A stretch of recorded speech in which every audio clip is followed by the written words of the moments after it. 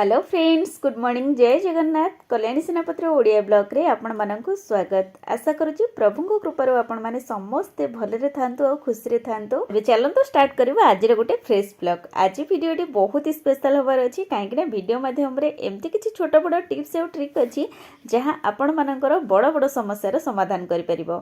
आहुरी मध्ये अदरकारी जिंस को केमते हमें रीयूज करी समय और पैसा दुईटा जाक सेव करि परिबा। चलंतु से छोट बड़ टिप्स को नहीं देखि नबा आज रो सुंदर वीडियोटी को आपण माने जमा भी स्किप करंतुनी, फुल वॉच करंतु, नहले बहुत उपकारी टिप्स गुडी को आपण माने मिस करि देबे।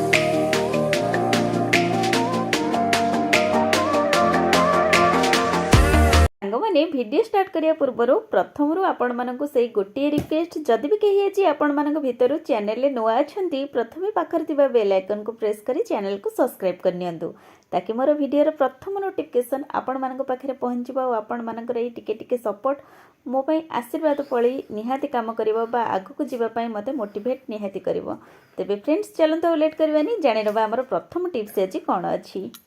सांग माने आमे माने किचन जेतबेले भात बनै थाउ तो एई भली भातरो जो पेज बाहरे बा जो पानीटी आमे छाणी थाउ ताकू एमती डायरेक्ट आमे बेसिन ने ढाली देई थाउ किबा केही केही बेसिन रे मध्ये डायरेक्ट एमती भातटी को गाली थांती जहा द्वारा कि पाइप पटे डायरेक्ट हमरो पेजटी तळकु जाई थाए। तो एमिति करबा द्वारा जेहेतु हमरो भातरो बाहरुथिबा पानी बा पेजटी बहुत गरम थाए आ हमरो बेसिन रो पाइप पटे जेतले तळकु जाए पाइपटी जेहेतु प्लास्टिक थाए तो देखिथिबे बेले बेले बहुत गरम होइकरी एमती पाइप रो अठा गुडिक जो तळपटरे लागि थाए से गुडिक छाडी जाए।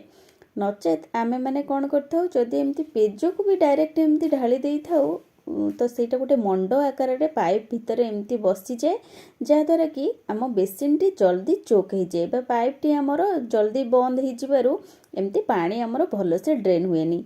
तो सेथिपई आज आपण मन गोटे सुंदर टिप्स कहूची, जेबे भी आपण माने एमती भातरु बाहरुथिबा पानी को ओ बेसिन भितर ढालुचंती ता सहित किछि पानी मिसेकी ढालंतु, नचेत जेतेबेले भी एमती भात को गालुचंती जदि डायरेक्ट बेसिन रे तेबे टैप को एमती ऑन कर दियंतु बा खोली दियंतु जहा फल कि पेज सहित पानीटी मिसिकी हमर एमती पाइप साहाय्य रे जीव। कारण आमे माने समस्ते जानिचे पेजटी बा भातरु बाहरुथिबा पानीटी हमर बहुत मोटा हेइ थाए तो एमती जदि पानी सहित मिसिकी जाए ताले सेटा बहुत पतला हो जाए। आ द्वितीयत आम पाइप रे कौनसी बहल लागिकरी रहिबनी बा बेसिन भितर कौनसी बहल टाइप रो जिनिस जमा हबनी जहा फल कि आम पाइप जल्दी चोक हो जाए।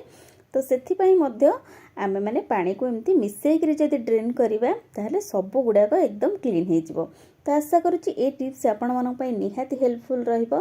तेबे चलंतु जानि नबा एबे हमर नेक्स्ट टिप्स कोन अछि। सांग माने आमे माने बाथरूम रे जेतेबेले लुगा सफा करि थाउ देखिथिबे समस्ते आमे एई भली ब्रश रो व्यवहार करि थाउ, किंतु जेतेबेले बहुत दिन धरि आमे ब्रश टी को व्यवहार करि थाउ देखिथिबे बेले बेले भितर एमती किछि चुट्टी एमती फसिकरी रहि जाए जहा द्वारा कि जेतेबेले आमे ब्रश टी लगै थाउ कोनोसी कपड़ा रे तो चुट्टी टी हमको बहुत प्रॉब्लम करि थाए। आ ब्रश लगैला बेले जदि एमती चुट्टी बाहरे ताहले बहुत असना मध्ये हमको लागि थाए।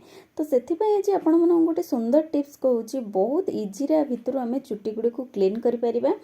कारण आमे जदि हाथ रे को बाहर करूचे ताहले बहुत सारा चुट्टी फसिकी रही थाए आ किछि चुट्टी बाहर आ किछि चुट्टी एमती भितरे रहि जाए हमको बहुत टाइम मध्ये लागि थाए। तो सेथिपई आपण माने गोटे पुराना ब्लेड को नियंतु एमती आ ताकू एमती ब्रश ऊपर भलो से एमती चले दियंतु। तो एमिति आपण माने 4-5 थर करबा परे देखिबे जहाँ भी किछि चुट्टी फसिकी थिबो एमती ब्रश टी को उल्टेकरी झाड़ी देबे सब गुडी को बहुत सुंदर भाबरे बाहरी आसीबो और ब्रश टी क्लीन हो जिवो। आहुरी मध्य गोटे मिनिट भितर आमे माने ब्रश रु सब चुट्टी बाहर करले सुंदर भाबरे क्लीन कर देले। आशा करूची टिप्स आपण मनन पई निहाती हेल्पफुल रहिबो। एबे चलंतु जानिबा आ गोटे सुंदर टिप्स। सांग माने आजिकली प्रत्येकटी घरे बा प्रत्येक दिन आमे माने बेसिन रो यूज करूचे। तो बेसिन को आमे जेते भलो से क्लीन कले मध्य बारंबार पानी दाग बाजिकी आम बेसिन ऊपर एमती किछि चिन्ह रही जाए जहा को आमे जेते भलो से क्लीन कले मध्य सेटा जमा भी छाडे। सेति पय आमे मार्केट रु केते कोन लिक्विड रो व्यवहार करिथाउ आकु सब क्लीन करिवा पय, किंतु आज आपण मन गोटे सुंदर टिप्स कहबी जहा कि बिना खर्च रे आपण माने ए दाग को बा जेते भी दाग हेइथाउ आपण मानक बेसिन रे आपण माने ताको बहुत सहज रे क्लीन करि परिबे। तो आम समस्त किचन रे लेंबू तो अवेलेबल रहउची, आज आम लेंबू को यूज करिकरी आम बेसिन रु सब दाग को छड़ाई परिबा। तो ये देखो मु गोटे लेंबू नहीं तो आपण मैंने बेसिन रे जदि बहुत सारा दाग होती ताले आपण मैंने अधिक लेंबूर यूज करंतु। तो जो सब जगार आम बेसिन रे दाग होती आम से सब दाग उपर डायरेक्ट एमती लेंबू को देकरी 5 ରୁ 10 मिनट स्क्रब करवा।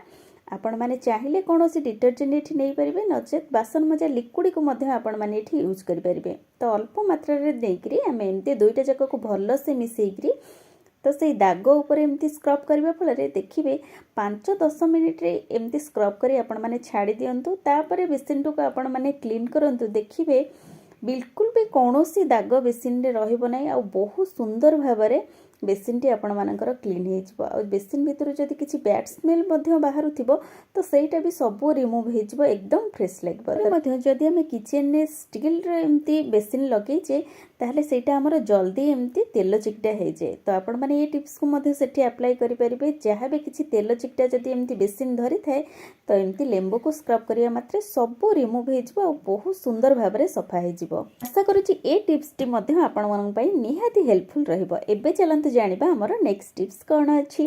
सांग मैंने आम किचन को जिते नीट एंड क्लीन रखिले असरपा कौटी ना कौटी किचन भीतर को आसी जाती। तो जदि गोटे असरपा किचन भीतर रही जाए तो देखिथे धीरे धीरे से वंश वृद्धि करी बहुत सारा असरपा एमती आम किचन सारा भरी जाती। तो से आमको बहुत हैरान होबाकू पड़े। आम केते स्प्रे मार्केट रू किणिक आनी था से मारिबा बा घर बाहर करने स्प्रे गुड़िक अधिक मूल्यवान होता है। किंतु आज आपण मन गोटे सुंदर टिप्स कहबी जहाँ आपण मैंने घरे बनईकरी असरपा को संपूर्ण भाव मारी पारिबे बा घर बाहर करें। से देखो किसी तेजपत्र को एमती नहीं आम भल से गुंड करदे नचेत आपण मैंने ग्राइंडर जार में छोट छोट एमती गुंड कर दिंतु। याफल कि एमती छोट छोट गुंड होगा फल तेजपत्र स्मेल टी बहुत बढ़ी जाए कि जब मिक्सी रे आम एमती छोट छोट टुकुरा करुचे तो से एमती तेजपतर स्मेल टी बहुत अधिक हो जाए जहाँफल कि असरपा मान यहाँ बहुत ही बैड स्मेल होता है। तो एमती आम मैंने किचन काउंटर रे होता कि आमर किचन कबर्ड भितर आपको भल भाव एमती चारिआडे एमती स्प्रेड करदे आपको राति ही आम अप्लाई करवा। तो किचन रो सबू डोर को एमती बंद करदे बा कबर्ड को बंद करदे और सकाळ आपण माने देखिए जहाँ भी किचन को असर पासथिबे सबू एमती मरिकरी पड़े। तो यहाँ आपण मन पई निहाती हेल्पफुल रहिबो। निहाती थरे ट्राई करंतु। एबे चलंतु जानिबा आ गोटे सुंदर टिप्स। सांग माने आमे माने घरे यूज करूथबा जे कोनोसी पिलो कवर जदि एमती पुराना हो जाए किंबा जदि यार कलर फेड हो जाए तो आमे माने आ ताको यूज करबा को बिल्कुल भी पसंद करूना। तो सेथिपई आज आपण मन गोटे सुंदर टिप्स कहूची आपण माने पुराना पिलो कवर को केमती रीयूज करि परिबे। आसंतु जानिबा ए सुंदर टिप्स माध्यम रे। तो गोटे पुराना पिलो कवर ये मुझे आकू एमती गोटे हैंगर साहाय्य आम एमती टंगे दबा।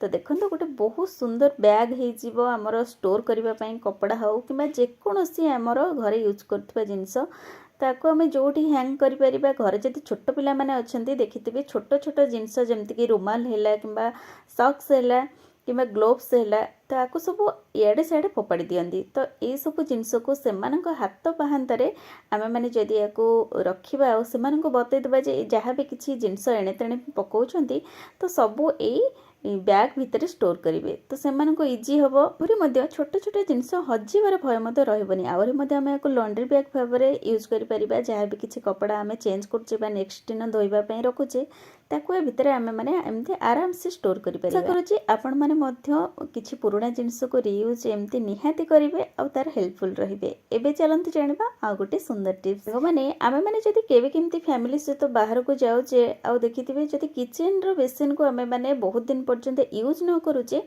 तो पानी जेहेतु आमे माने आरंभ यूज करेचे बेसिन रे बा किचन रे तो बंद करिकरी एमती जदि आमे बेसिन रे रखुचे देखिबे बेसिन रो एई होल भितर किसी एमती पोक बाहरी आसती बेसिन रे आमर बहुत ही बैड स्मेल होए। बिल्कुल पानी न बाजिले मध्य बा कारबार न हेले मध्य बेसिन भितर किसी गोटे दुर्गंध बाहरी थाए जहाँकि पूरा किचन टाको आमर बैड स्मेल रे भरी दे थाए। तो सेथिपई जे आपण मन गोटे सुंदर टिप्स कहूची जेबे भी आपण माने कोनोसी लॉन्ग टूर रे घर बाहर को जाउचंती बा किचन रो बेसिन को आपण माने यूज न करूचंती ता उपरे अल्प किछि मात्रा रे एमती हळदी गुंड को ता उपरे स्प्रेड कर देकरी जानतु। देखिबे आपण माने आसीबा पर्यंत बेसिन टी आपण मानकर एकदम क्लीन थिबो कोनोसी पोको आसी नथिबे बा बैड स्मेल बिल्कुल भी नथिबो। तो आपण माने को नॉर्मल पानी रे क्लीन करी पुणी यार यूज करि परिबे। किंतु आपण माने जदि एमती बेसिन को खोला छाड़ी दउचंदी देखिबे कारबार न हेले मध्य बा यूज न हेले मध्य बेसिन भितर बैड स्मेल निहाती बाहरी थाए। तेणु आपण माने निहाती थरे टिप्स को फॉलो करंतु, हेल्पफुल रहिबे। तो आशा करूची आज रे छोट छोट टिप्स माध्यम रे जदि वीडियोटी आपण मानकु भल लागिची वीडियोटी को लाइक शेयर सहित गोटे भल कमेंट दियंतु। चैनल रे जदि नुआ अछंती चैनल को सब्सक्राइब निहाती करंतु। पुणी देखा हबो किछि नुआ नुआ टिप्स सहित नेक्स्ट वीडियो रे। रहुची बाय।